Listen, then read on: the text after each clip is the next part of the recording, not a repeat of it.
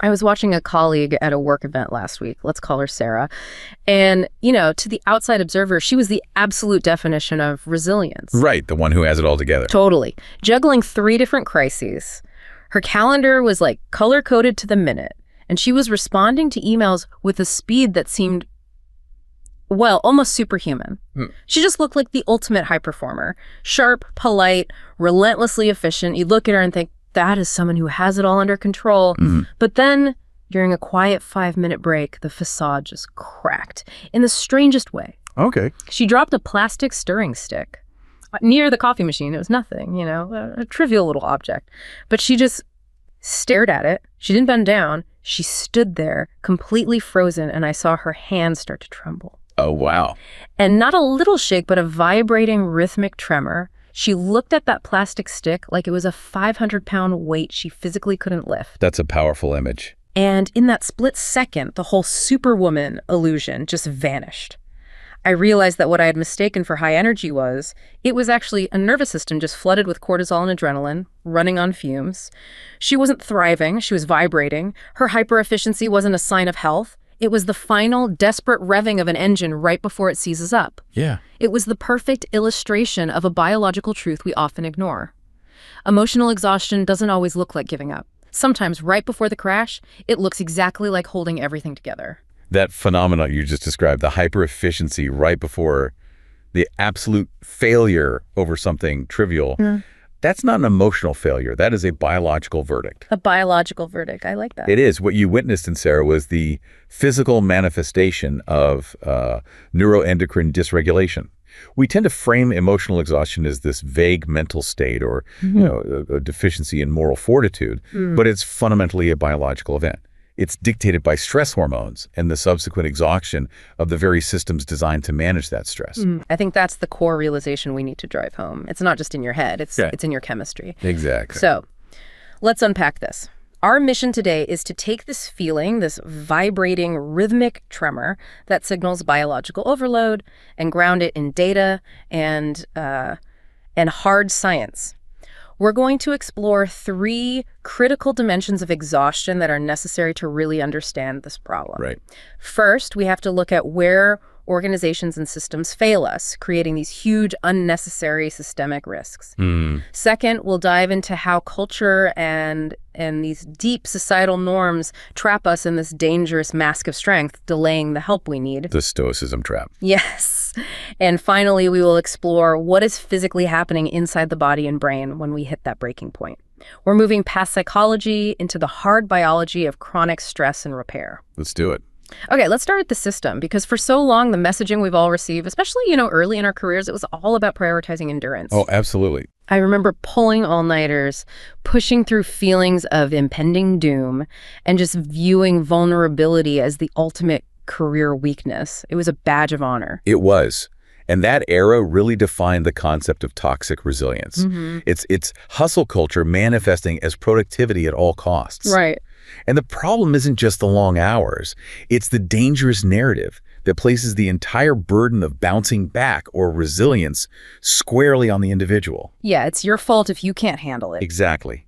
This culture rewards people who push past normal human limitations. It demands unlimited personal bandwidth rather than forcing the organization to address the structural systemic failings that create those impossible demands in the first place. So when we talk about systemic failings, we're talking about organizations that are deliberately understaffing or creating totally unrealistic deadlines. And then instead of addressing that, they just, offer a mandatory wellness seminar? And tell the burnt-out employee to manage their own stress better? Yes. It's infuriating. It's an abdication of responsibility. And look, this is critical in those high-stakes, fast-paced industries like investment banking or tech.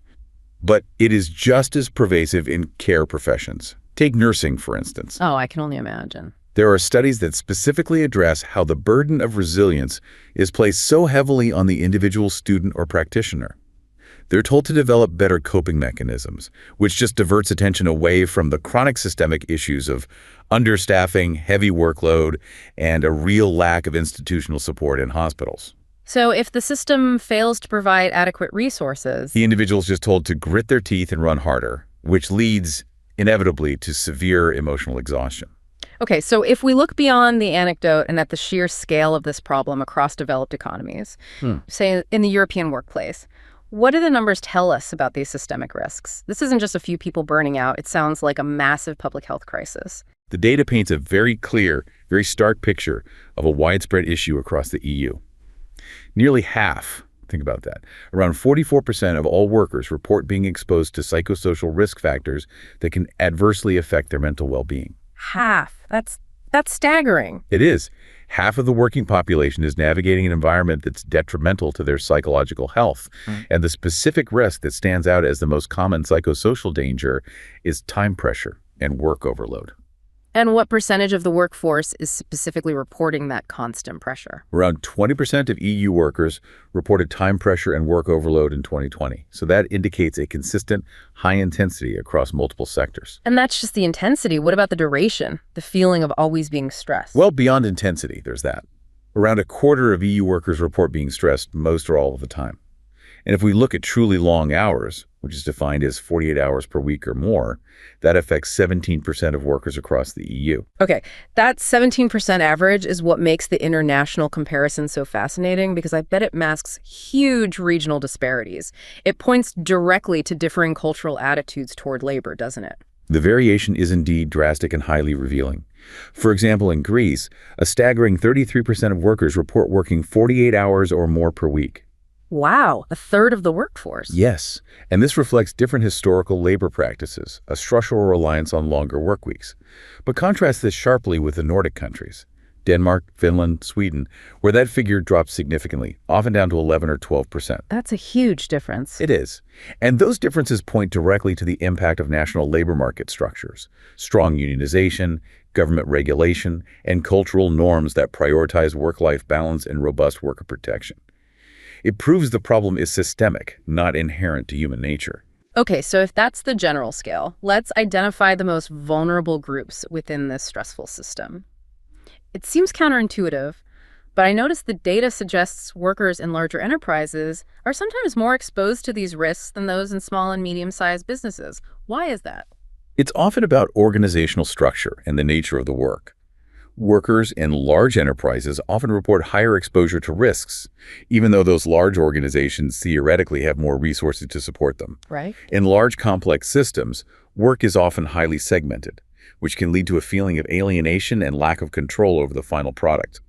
Plus, bureaucratic demands are higher, communication can be fractured, and internal competition might be structurally embedded to drive performance, which just increases this constant low-level stress. Whereas in smaller companies, SMEs, by contrast, can sometimes offer a greater sense of community, control, and a clear mission, despite having fewer formal resources. that makes sense. The larger the machine, the smaller you feel, regardless of your salary. But the vulnerability must be especially critical for those without traditional job security. Absolutely. The most vulnerable are precariously employed workers, those on temporary contracts, gig economy workers, platform workers. They endure greater job insecurity, income vulnerability, lower levels of workplace protection, just poor overall job conditions. And for gig workers, the risks are compounded by the technology itself, which basically transforms into surveillance. Precisely. Their exposure is high due to two major factors. First, profound social isolation, given that much of their work is performed alone, with few opportunities to engage with colleagues or supervisors. And second, digital surveillance and algorithmic management. They are monitored constantly, with automated processes allocating tasks and measuring performance, often demanding a breakneck pace. This algorithmic oversight drives the speed of work and maintains minimal staffing levels, which essentially fosters a new form of chronic job insecurity and high work pressure.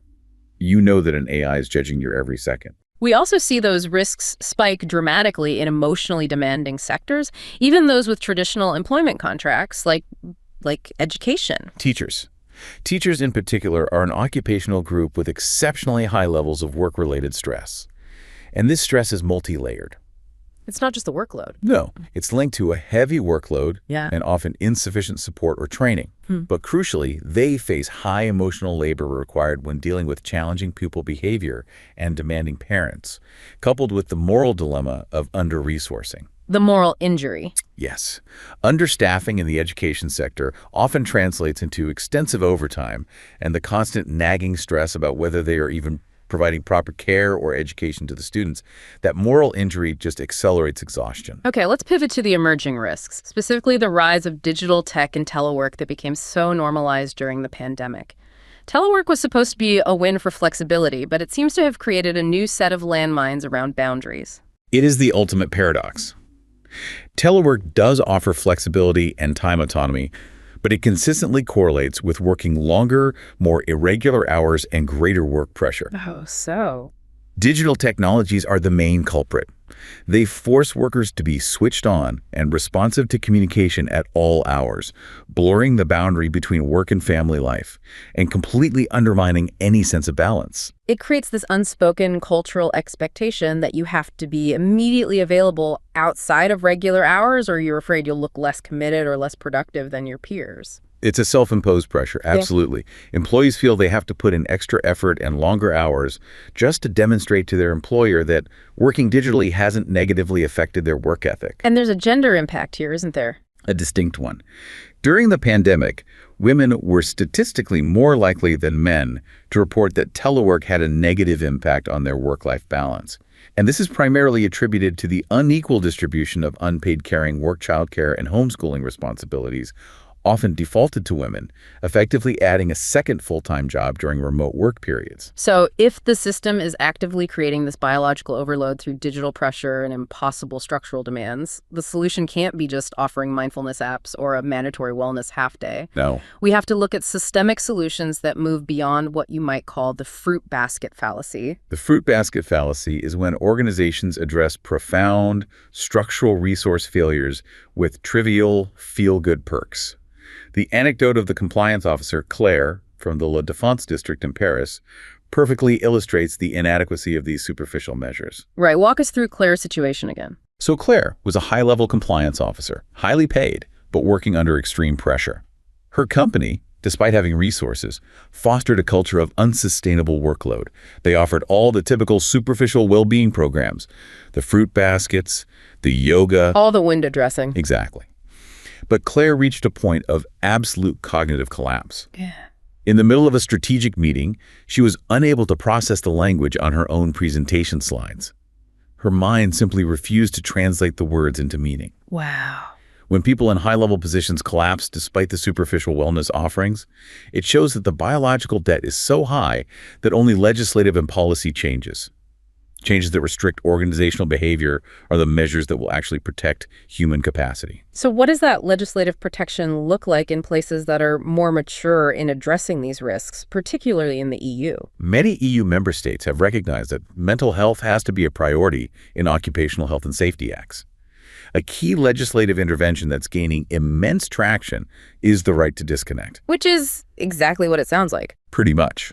It's a law that allows workers to abstain from answering work-related emails, calls, or messages outside of normal working hours. That seems like common sense, but making it a legal right is massive. How is this enforced, say, in Spain? I hear they're noted for having a particularly strong law. It's explicitly enshrined in several nations: France, Belgium, Portugal, Greece, Italy, and Spain. And Spain's legislation is particularly strong. They have their Law 1-221 on remote working. This law not only strengthens workers' privacy against surveillance tech, addressing that algorithmic management we talked about, right, but it also explicitly guarantees the right to digital disconnection for both public and salaried employees during rest periods and holidays. And the key difference is that the employer must define internal policies detailing how this disconnection works, and workers must be trained on how to exercise this right. So the burden is on the employer. It places the burden of implementation and cultural change squarely on the employer, backed by law. That's the crucial point. It's not enough to just say the right exists. The organization has to proactively train and implement procedures to make it a reality. Now, what about proactive measures? To stop the exhaustion before it even starts. That's prevention, not just mitigation. That's where proactive risk assessment comes in. Countries like Finland, Germany, and Spain obligate employers to assess psychosocial risks relevant to their specific workplaces. And this moves beyond just checking for physical safety hazards. What kind of risks are we talking about? These assessments have to consider workload, work content complexity, social relationships, and, crucially, digital strain, how remote work and constant communication impact employees. So if a company identifies excessive time pressure, they are legally required to devise a plan to fix the pressure, not just train the employees to endure it better. Precisely. However, implementation remains the ultimate challenge. In Germany, the law obligates employers to consider mental strain in their risk assessments. But studies found a documented, an implementation deficit. Meaning it's not actually happening. Right. Only about 21% of companies formally considered psychosocial factors in their risk assessments, despite the legal requirement. This highlights the gap between policy intent and actual workplace reality, especially in smaller businesses that lack the expertise to conduct these complex audits.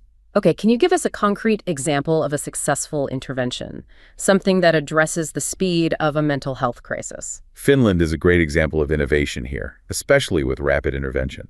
They have comprehensive strategies, including the Mental Health at Work program.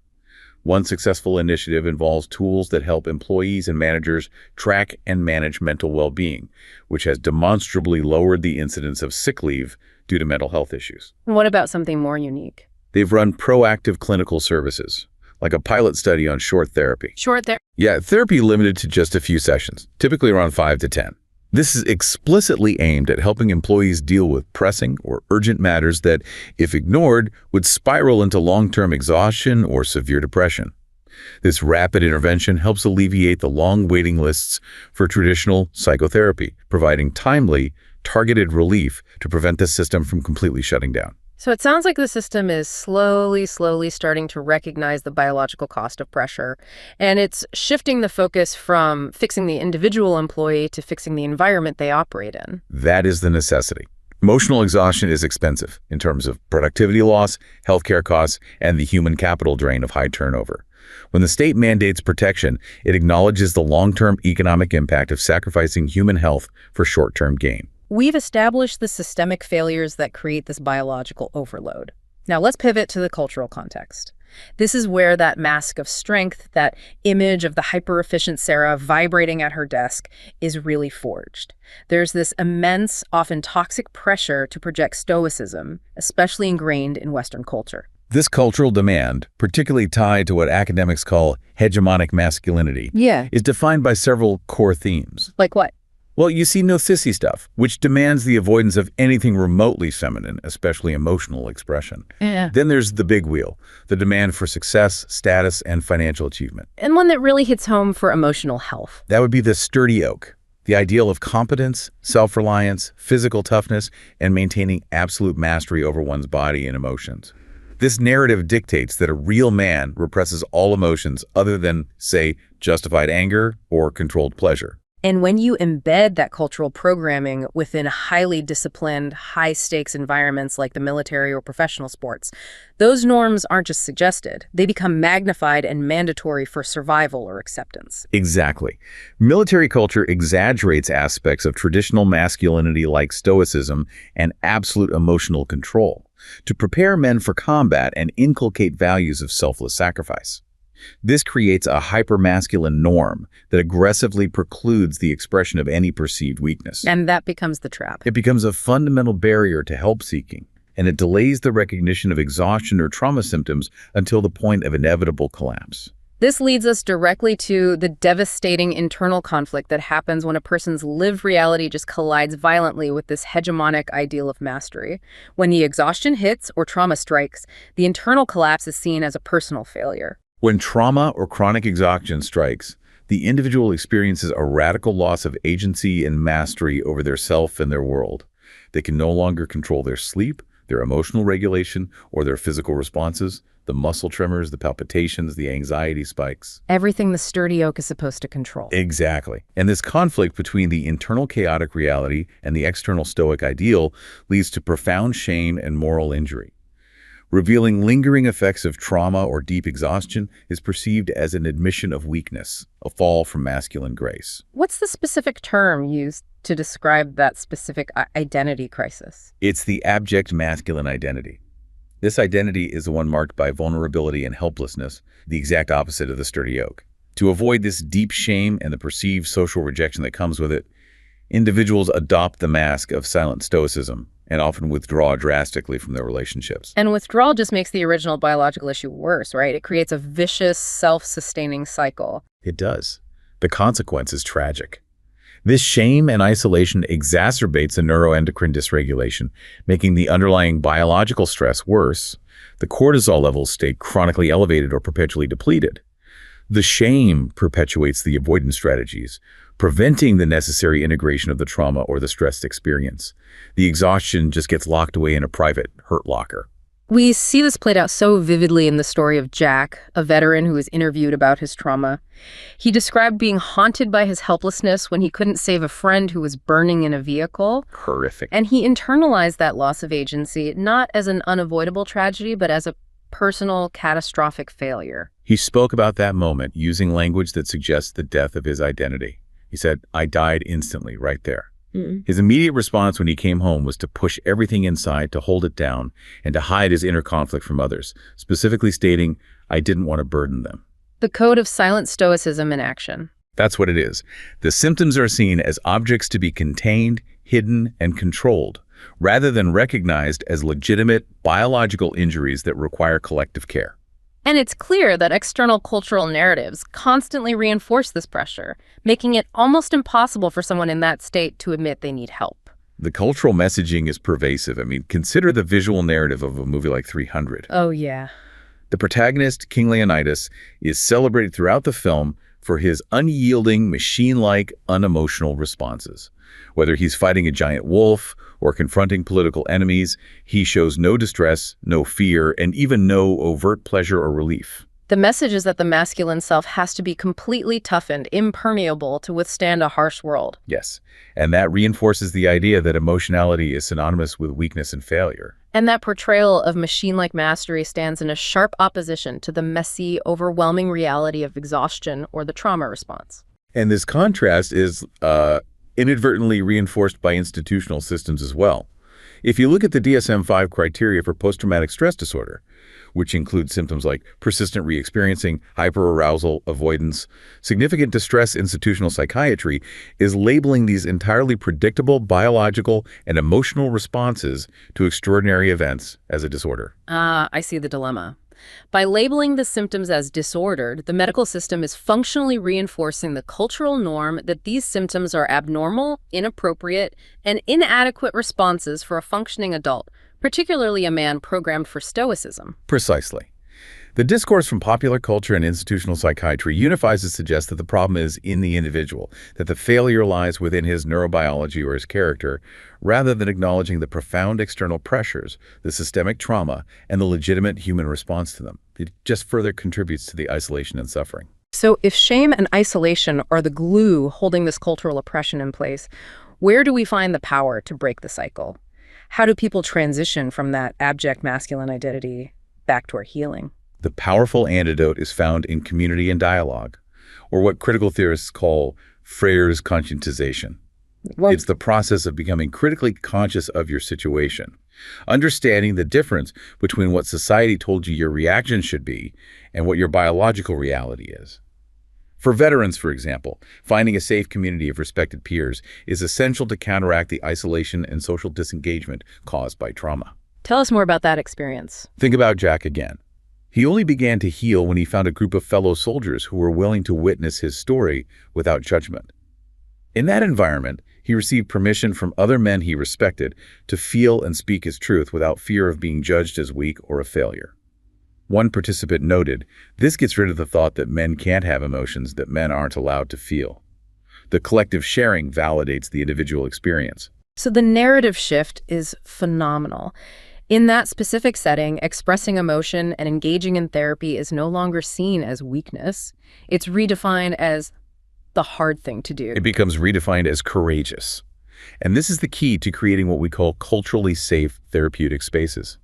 Instead of using gentle psychological language that might feel too passive, the men reframe the therapeutic process using culturally safe metaphors of battle and competition. Like what? Things like, only the toughest belong here. We're in a battle. That battle is not done alone.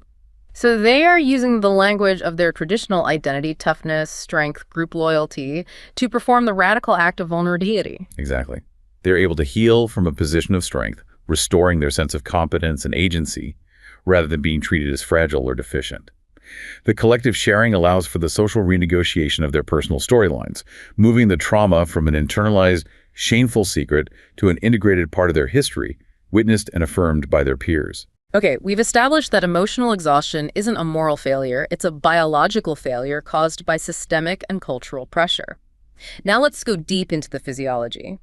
What is the hard biological reality of chronic stress, and what exactly is happening during that neuroendocrine dysregulation we introduced earlier? Emotional exhaustion is ultimately the result of chronic stress leading to severe dysregulation of the HPA axis. That's the hypothalamic pituitary adrenal axis. Right. The body's central stress response system. It is a complex feedback loop connecting the brain and the adrenal glands. The concept we really need to grasp here is allostatic load. Okay, let's clearly define allostasis first. Allostasis means maintaining stability through change. It's an adaptive process. When we face stress, be it a physical threat, a heavy workload, or social pressure, the HPA axis activates and coordinates a response. This process uses chemical mediators like cortisol, adrenaline, and DHEA to provide the energy needed to cope with that short-term demand. So it's a good thing. It's adaptive. It helps you survive or meet a deadline. In the short term, yes.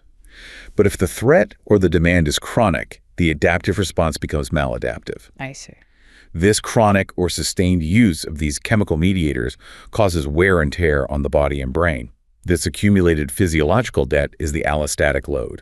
When that load exceeds the body's capacity for repair, it becomes allostatic overload, resulting in the physical and mental collapse we define as exhaustion. The body has constantly borrowed energy from the future, and now the debt is due. That's a perfect way to put it. Okay, so let's focus on cortisol, the primary stress hormone. What role does its dysregulation play in this debt? Cortisol is essential in acute stress. It mobilizes resources, increasing blood pressure, suppressing non-essential systems like digestion and immunity, and spiking blood glucose to feed your muscles and the fast response part of your brain. However, in chronic trauma or exhaustion, cortisol dynamics become completely unpredictable. How is it? In early chronic stress, you often see persistently high cortisol, keeping the body in perpetual alert. But as the system wears out, you see conflicting research findings. Some patients show consistently high cortisol, but a significant portion actually shows low cortisol levels. So levels. Yes, and these low levels are critically important because they suggest that the HPA axis itself has become exhausted, supporting the hypothesis that chronically high stress levels can eventually deplete the adrenal gland's capacity to respond adequately. That low cortisol finding sounds like the engine running until the oil runs dry. The system can't even mount a basic response anymore. It is precisely the biological definition of collapse. The system has burnt out its capacity. Now here's where the nuance of neuroendocrine dysregulation comes in. There's another crucial hormone, dihydroepiandrosterone, or DHEA. And what does that do? DHEA is a steroid hormone released alongside cortisol, and it functions as a natural cortisol antagonist. So it's a counterbalance designed to protect the system from cortisol overload. Yes. When cortisol floods the system, DHEA steps in. Its presence may protect the brain from the neurotoxic effects of chronically high cortisol levels, particularly the damage to the hippocampus, which is essential for memory and emotional regulation. So in exhaustion, that balance is off. Severely. In exhaustion and trauma, the ratio between cortisol and DHEA is often severely altered. If cortisol is too high and DHEA is insufficient, the system accelerates toward physical breakdown. And this long-term physiological debt is what ultimately transforms into tangible, often confusing, physical symptoms. Like the muscle tension that feels completely disconnected from your mental state or persistent immune issues. Exactly. That persistent tension, especially in the trap muscles, the feeling of carrying an invisible fridge on the shoulders or a constant dull ache, that's the residue of the constant fight-or-flight mobilization. The muscles are chemically primed for an action that never comes. And other signs. Other common physical signs include palpitations, rapid heart rate, shallow breathing, thoracic breathing instead of diaphragmatic, and profound immune suppression, which leads to increased susceptibility to illness. The system is just stuck in an inflammatory defensive mode, even when there's no immediate threat. It's consuming energy meant for maintenance and repair. This biological breakdown manifests profoundly in our cognitive function. That's the cognitive strike we mentioned earlier, or what the sources describe as saturation of perception, the inability to focus, think clearly, or process complex information. Chronic stress profoundly impacts the high-level brain processes, specifically the prefrontal cortex, the seat of executive function, conscious thought, and problem solving. In trauma and chronic stress, the brain enters a defensive state. It bypasses this higher cortex and engages the low, fast reflexive system, which is mediated by the amygdala. Survival brain. The guard dog. Precisely. This system is designed for speed and rudimentary danger assessment, not complex analysis. Chronic stress keeps the brain stuck in this guard dog mode. It's perpetually vigilant, looking for threats, making conscious high-road processing extremely difficult, if not impossible. The brain literally conserves energy by shutting down the expensive cognitive functions. The anecdotes of Claire and Elodie just illustrate the pure horror of this cognitive saturation. Think back to Claire, the compliance officer. In her most high-stakes meetings, her high-road processing systems went on strike. She lost the ability to process language on her own presentation slides. She knew the words, but they ceased to carry meaning. Her brain refused the workload. And Elodie, the graphic novelist. We saw the same devastating impact in Elodie. Her livelihood depended on sophisticated visual and linguistic processing. She reached a point where she could no longer read or draw. She described a sensation of her brain being inflamed from this chronic HPA axis dysregulation. This isn't just brain fog. It's the biological reality of the high-level cognitive system being physically exhausted and defensively shut down. So once the body hits that biological verdict, when the cortisol levels are depleted and the cognitive system is on strike, what does the recovery path look like? Is there any kind of fast fix? Absolutely not. Recovery is described as a slow, imperfect, essential construction site, a chantier, a French term, implying a long-term, messy rebuilding. It is a demanding, slow process of reintegration of experience, linking the emotional chaos, the physical sensations, and the cognitive gaps back into a coherent language narrative. And the most important ingredient for this construction site is a kind of rest that is, well, it's rare in our culture. We have to distinguish between real rest and marketing rest, the quick bath, the expensive weekend retreat, the hour of meditation wedged between meetings. Real rest has to be a rupture from the usual cadence, pressure, roles, and obligations. What does the nervous system need? The nervous system requires time, regularity, and fundamentally relational security to repair itself.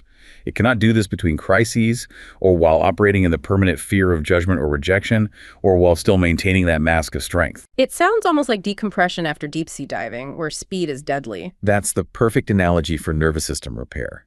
You are warned, if you ascend too fast, you break. This slow reanimation is essential.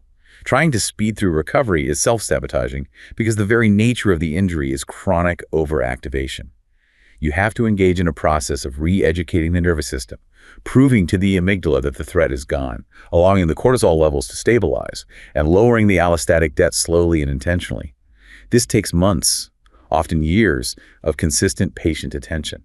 So what's the ultimate result of this long process of repair? Does the person simply return to their old self, or is there a fundamental, permanent shift in who they become? The person returns fundamentally different, and this change is physically measurable via neuroplasticity. The brain literally rewires and learns from the trauma.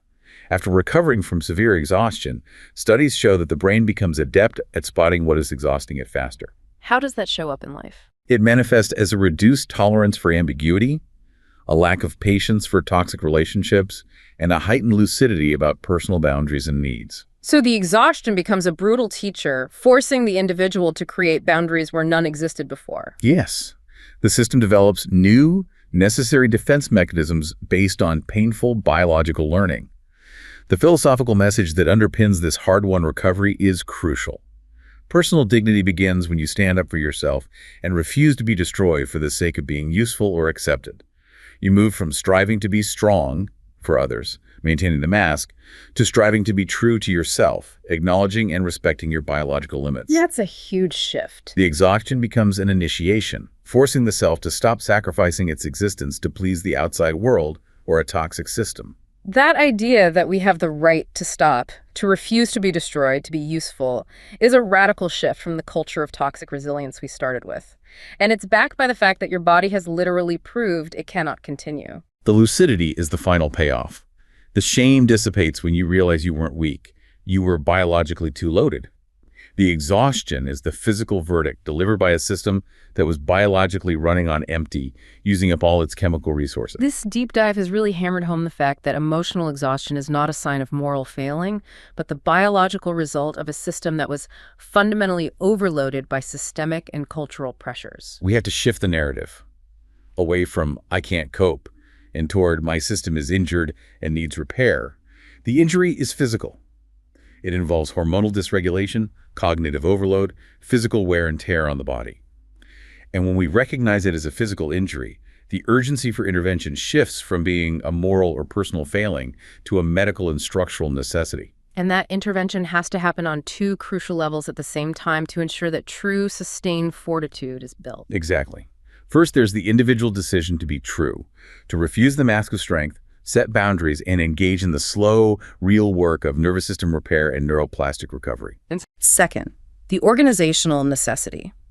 Legislative bodies and companies have to build safety and boundaries into the workplace, leveraging proactive risk assessment and policies like the right to disconnect to protect human capacity collectively. The goal isn't just surviving the next crisis. It's moving the entire conversation from being a they problem, an HR problem, a mental health problem, to a we thing, a collective challenge that requires structural integrity and biological respect, ensuring that no one has to look at a plastic stirring stick and feel like they've reached their absolute physical limit.